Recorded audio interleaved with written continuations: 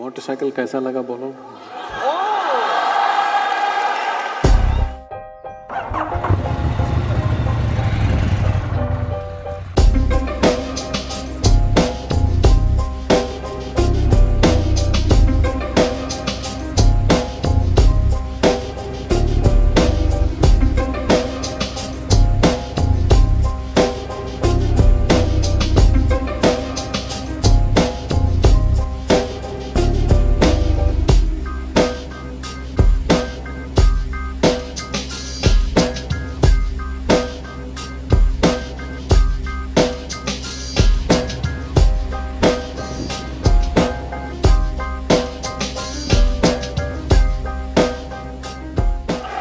मेरे से गुरुजी बोले, मैं बैठा हुआ था पीछे ऐसे, बोले दोनों हाथ मत छोड़ना।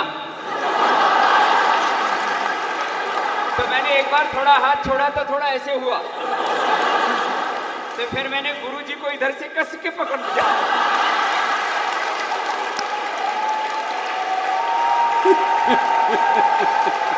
फिर मैंने हाथ छोड़ा तो गुरुजी बोले आप हिलने क्यों रहे? मैंने कहा गुरु को पकड़ के रखा हुआ।